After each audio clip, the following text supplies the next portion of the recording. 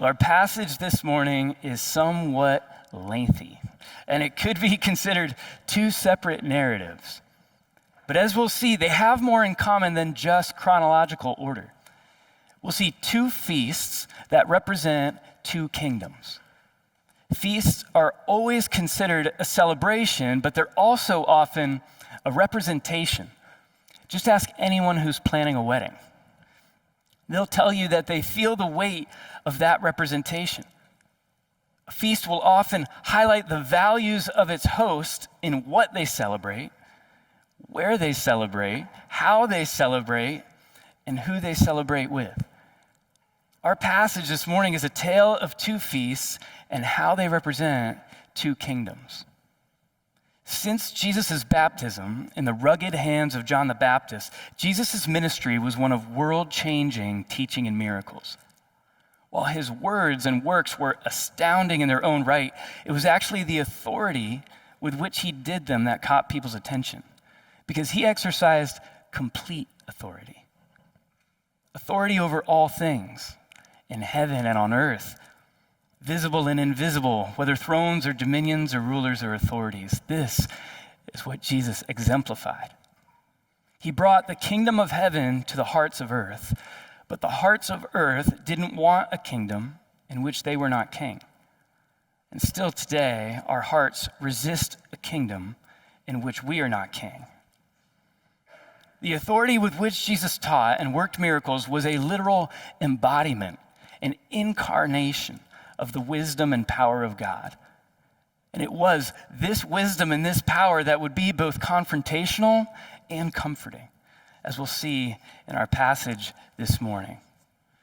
Again, it's lengthy, so bear with me. Matthew chapter 14, let's do a read through. Verse 1 through 21. At that time, Herod the Tetrarch heard about the fame of Jesus, and he said to his servants, "This is John the Baptist. He's been raised from the dead. That's why these miraculous powers are at work in him." For Herod had seized John, bound him, and put him in prison for the sake of Herodias, his brother Philip's wife, because John had been saying to him, "It's not lawful for you to have her." And though he wanted to put him to death, he feared the people because they held him to be a prophet. But when Herod's birthday came, the daughter of Herodias danced before the company and pleased Herod, so that he promised with an oath to give her whatever she might ask for. Prompted by her mother, she said, "Give me the head of John the Baptist here on a platter." And the king was sorry, but because of his oaths and his guests, he commanded it to be given. He sent and had John beheaded in the prison. And his head was brought on a platter and given to the girl, and she brought it to her mother. And his disciples came, took the body, and buried it. And they went and told Jesus. Now when Jesus heard this, he withdrew from there in a boat to a desolate place by himself. But when the crowds heard it, they followed him on foot from the towns. When he went ashore, he saw a great crowd, and he had compassion on them and healed their sick. Now when it was evening, the disciples came to him and said, "This is a desolate place, and the day is now over.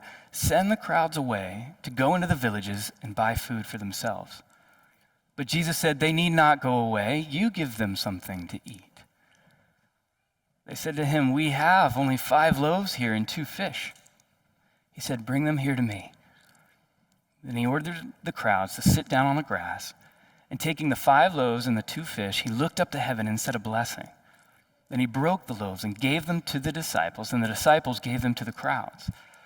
And they all ate and were satisfied. And they took up 12 baskets full of the broken pieces left over. And those who ate were about 5,000 men, besides women and children. This is the word of the Lord. So let's start at verse 1, where we find some severely dysfunctional family dynamics happening, okay? 'Tis the season, am I right? Starting at verse 1, at that time, Herod the Tetrarch heard about the fame of Jesus, and he said to his servants, "This is John the Baptist. He's been raised from the dead. That is why these miraculous powers are at work in him." This story starts with a haunting. Herod hears about the hype. Word is getting around that there's a growing movement around a legitimate miracle worker. And as we saw last week, Jesus didn't perform much in his recent visit to Nazareth, but he had made quite the splash in Capernaum. And so Herod hears about the same miracles that Nazareth had heard about. But we find a wildly different response. In Nazareth, we might have expected Jesus to enjoy a home field advantage. But Jesus explained that for a prophet, being home is often a disadvantage. You've likely heard the phrase that anyone who's changed your diaper doesn't want to hear your advice on life. Well, apparently that rings true for prophets as well.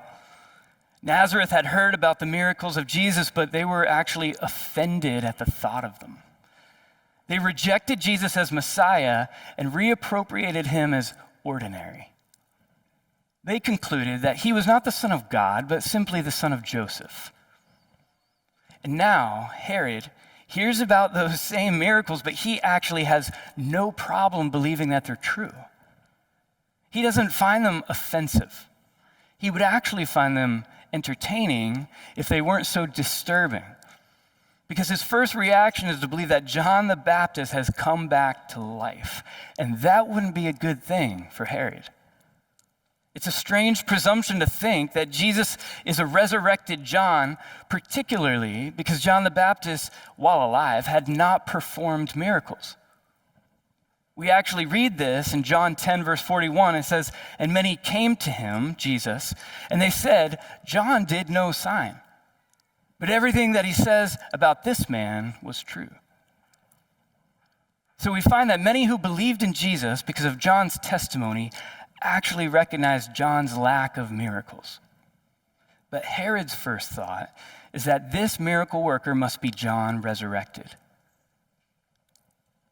What we're seeing in Herod is a bit of superstition mixed with a guilty conscience.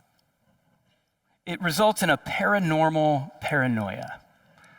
And this is part of the reason why Matthew then provides the backstory of why Herod is haunted. In verse 3, we read, "For Herod had seized John, bound him, put him in prison for the sake of Herodias, his brother Philip's wife. Because John had been saying to Herod, 'It's not lawful for you to have her.' And though he wanted to put him," that's John, "to death, he feared the people because they held him to be a prophet."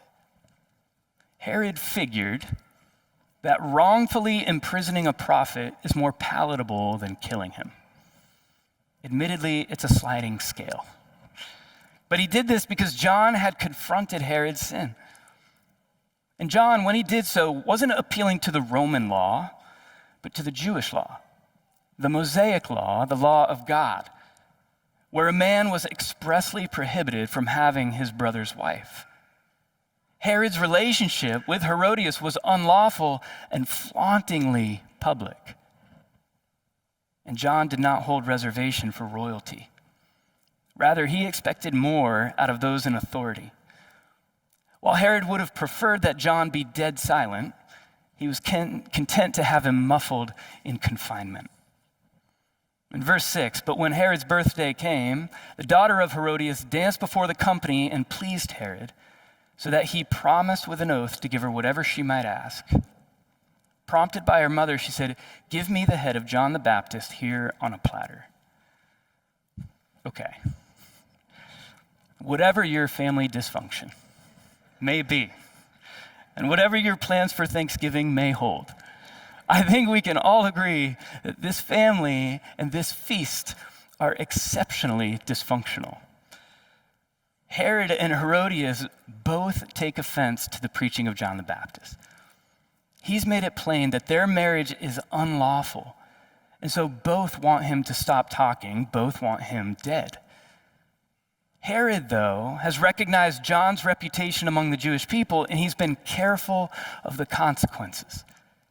You might say that politically, Herod can read the room. Yes, he's had John seized, bound, and put in prison, but that's as far as he's willing to go.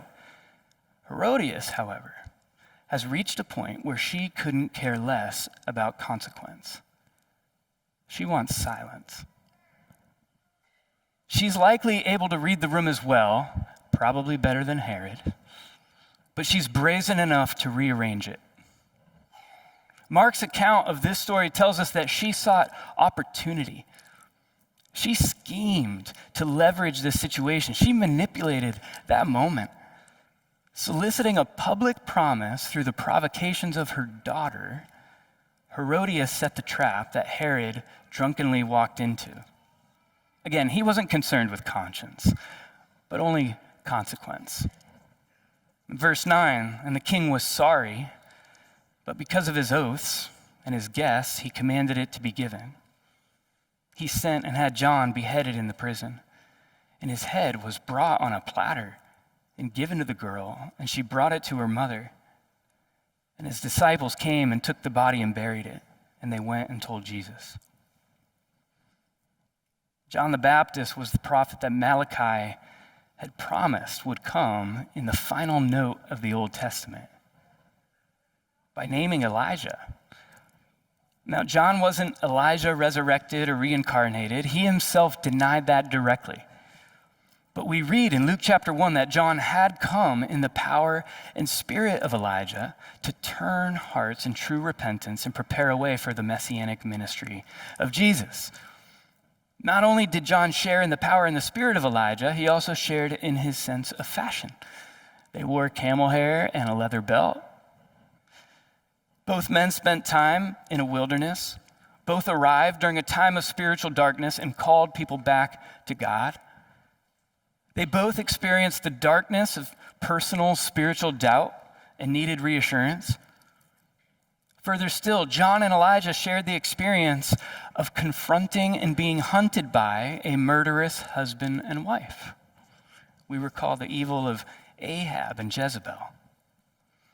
Apparently, that's par for the course when you're a prophet. But the similarities would stop there because Elijah would enjoy a miraculous, glorious departure. Chariots of fire. This would not be the fate of John. John's death was barbaric and unceremonious, as if it were part of the feast's entertainment. His death would hang heavy on Jesus' mind and heart. And later in chapter 17, Jesus will explain the implications to his disciples. We read in verse 10, and the disciples asked him, then why do the scribes say that first Elijah must come? He answered, Elijah does come, and he will restore all things. But I tell you that Elijah has already come, and they did not recognize him, but they did to him whatever they pleased. So also the Son of Man will certainly suffer at their hands. And then the disciples understood that he was speaking to them of John the Baptist. So while the disciples began to understand what Jesus was saying about John, they didn't understand what Jesus had just told them about himself. He said, so also the Son of Man will certainly suffer at their hands. We see that Jesus, like John, would also be seized. He would also be bound. He would also be subjected to the Roman court of Herod. And just as Herod made a rash oath to a young girl, so too would one of Jesus' disciples make a rash oath to a young girl, swearing that he never knew the man. And just as Herodias would counsel her daughter, so too would the chief priests and elders take counsel against Jesus to put him to death. The death of Jesus would be barbaric and unceremonious, stripped, beaten beyond recognition, spat upon, mocked, humiliated, and crucified with a small collection of criminals. But the greatest scandal would be understood by one of those criminals hanging next to Jesus. He actually screams at one of the others who was mocking Jesus, saying, do you not fear God? You're under the same sentence of condemnation. We indeed justly, for we're receiving the due reward of our deeds, but this man has done nothing wrong. Jesus told the disciples, so also the Son of Man will certainly suffer at their hands. Matthew concludes the backstory of John's death by telling us about John's faithful disciples. And so the same men who once carried John's questions to Jesus now carry his body and news of his death.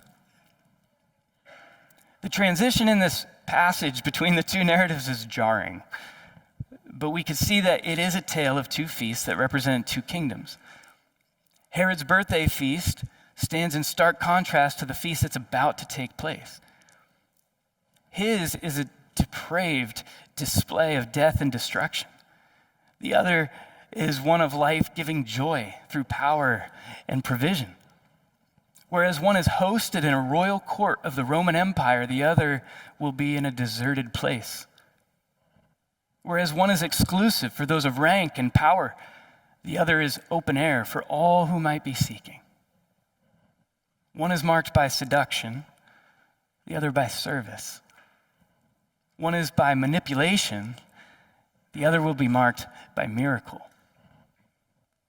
Between these two extremes, there's a beautiful segue that Matthew highlights, and it invites us to remember the humanity of Jesus as he seeks to find solace. Time and again, we read of the words and works of Jesus. We see his perfection impossibly bound with humility. We see his selflessness shockingly found with glory. We find his temptations simply met with purity. And it's an irony, to be sure, but our sinful hearts will use these beautiful, glorious truths to remove ourselves from him, allowing, if not desiring, distance. It's as if we hide ourselves for shame in echoes of Eden. We tend to regard Jesus as plastic, rather than one who is able to sympathize with our weaknesses. One who in every respect has been tempted as we are, yet without sin. And so Matthew's highlight of Jesus' humanity invites us to draw near once again. Let's take a look at the second feast of the second kingdom. Continuing in verse 13.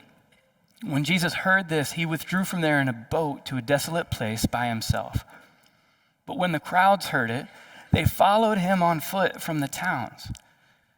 When he went ashore, he saw a great crowd, and he had compassion on them and healed their sick. At first glance, the order in which Matthew has written seems to imply that Jesus is withdrawing in grief, as if he's responding to the death of his cousin John. But the other gospel accounts convey less immediacy between the two, between the death of John and the boat ride of Jesus. And we can better understand when we see Matthew's backstory of John's death as parenthetical, meaning it was set within the larger narrative here. So verse 3 is the beginning of that backstory, and we'll gain a clearer picture of what we're trying to get at when we read verses 1 and 2, and then section that backstory as it is, and then pick up in verse 13. It would read like this. At that time, Herod the Tetrarch heard about the fame of Jesus, and he said to his servants, "This is John the Baptist. He's been raised from the dead. That is why these miraculous powers are at work in him." Now, when Jesus heard this, he withdrew from there in a boat to a desolate place by himself. We can see that Jesus' withdrawal isn't necessarily in direct relation to his grief. But we wouldn't need to excuse it entirely either, because John's death was recent enough, relationally close enough, and emotionally deep enough to add to the burden that Jesus was carrying. But if not for grief alone, why would Jesus withdraw? Matthew's already used the term withdraw 2 times to explain when Jesus relocates. The first time was when Jesus heard that John had been arrested in chapter 4. The second time was when Jesus knew his own death was being conspired in chapter 12. But when Jesus withdraws, it's not because he's cowering from confrontation. He's not dodging death or even guarding in grief. We know that he did not come to earth to preserve his life, but to lay it down.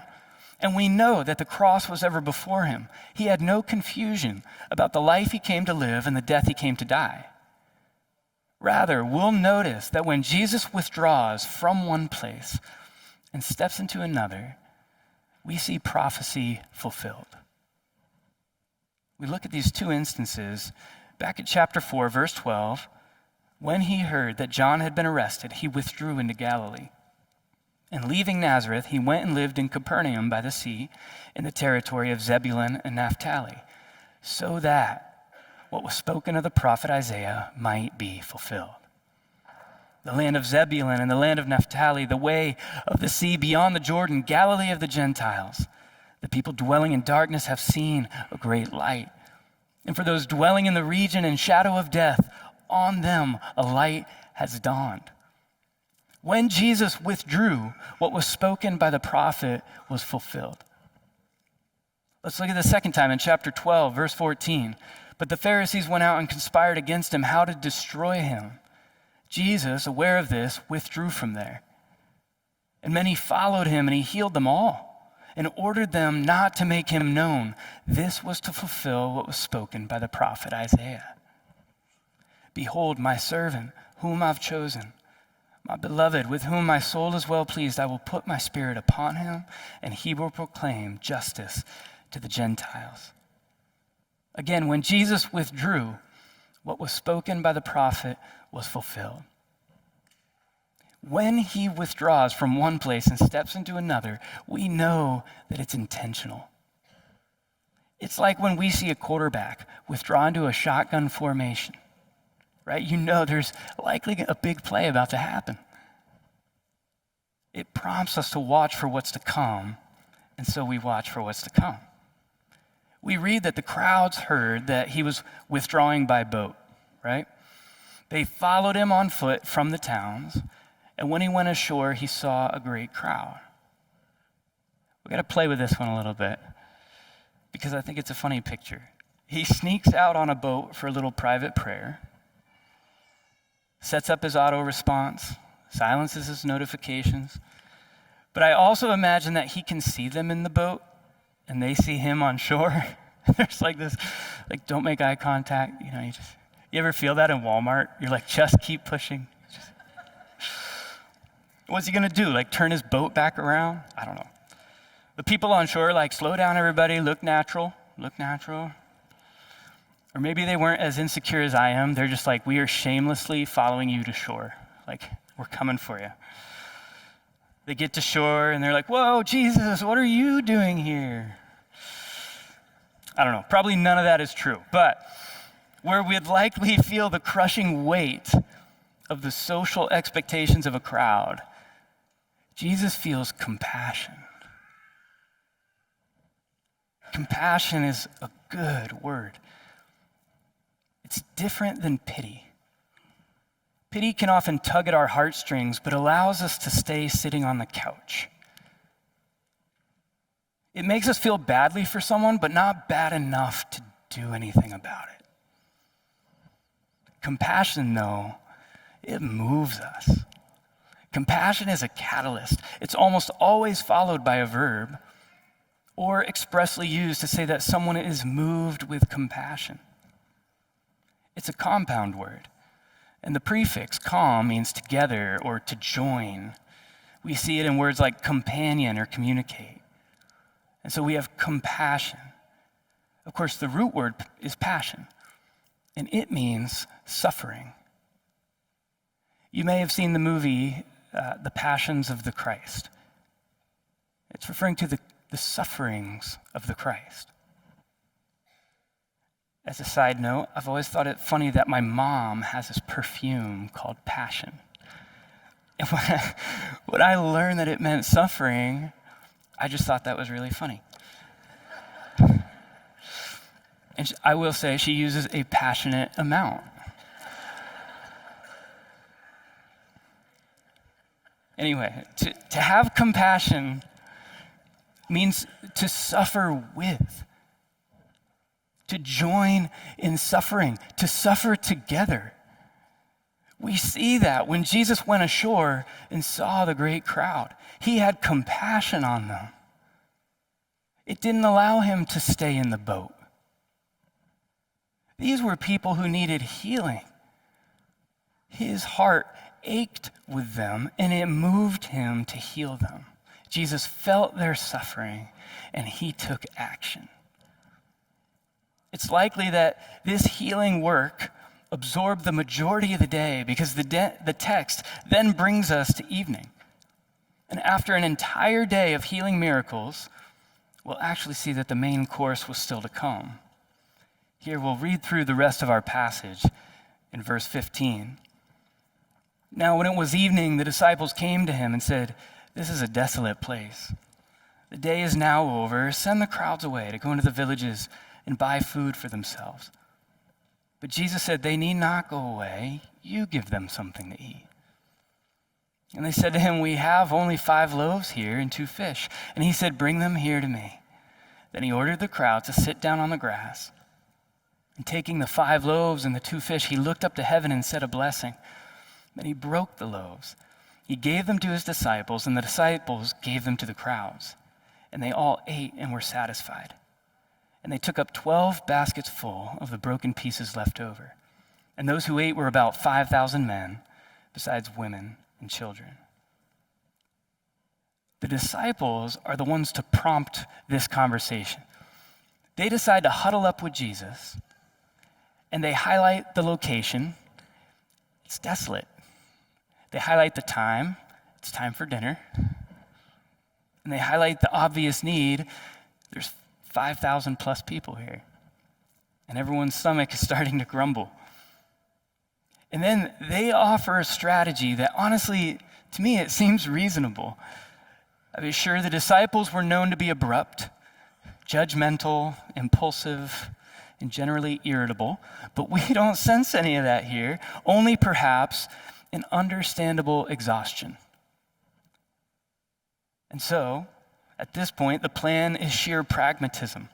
They intend to send people into the villages, shop local. But Jesus has a different plan. See, he has a prophecy to fulfill. This is the moment we've been waiting for since the moment that he withdrew. And so Jesus instructs his disciples to feed the great crowd. He says, "You give them something to eat." This seems to be outlandish. Isn't it impossible? It's an unreasonable instruction, but it's actually an invitation.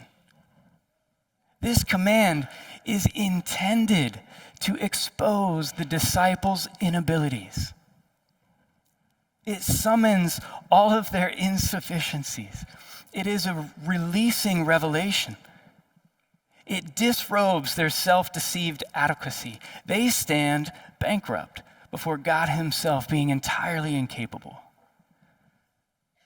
Don't we also feel that weight? Don't we also feel that bewilderment when we're instructed to love our enemies? To pray for those who prey on us? To forgive those who forsake us? To look without lust?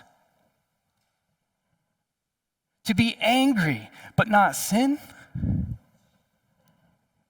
To seek first the kingdom of God?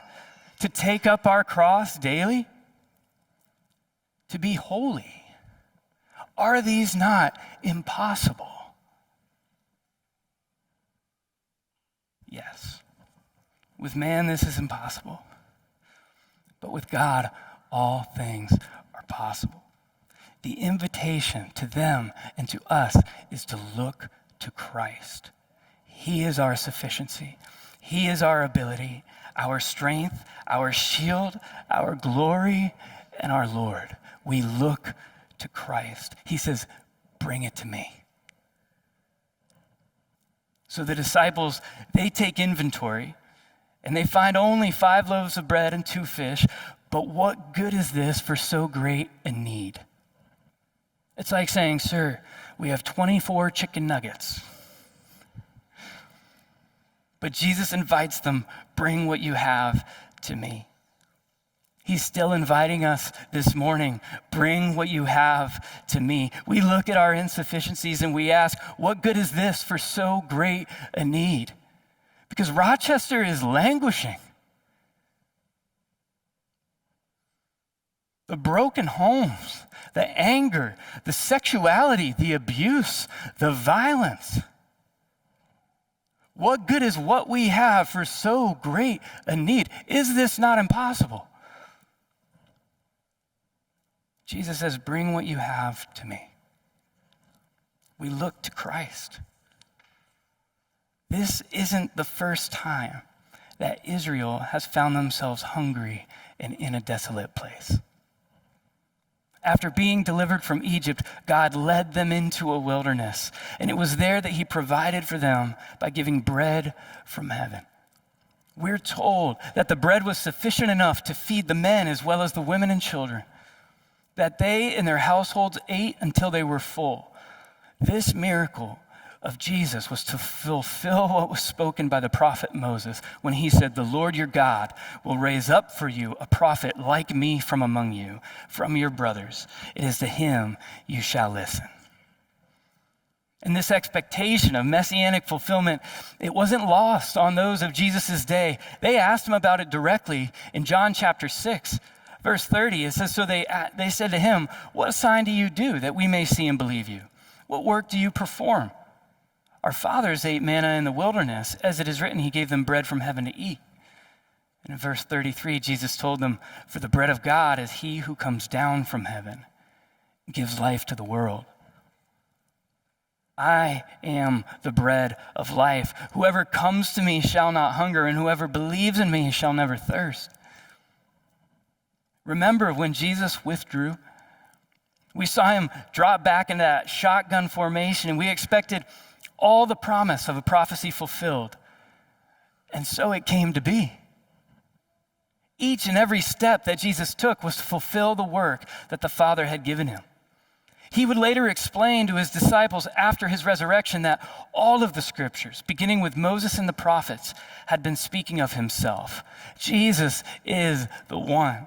And he is the one who invites us, just as he invited his disciples, bring what you have to me. But that's not where their involvement ends. They don't just drop it and run.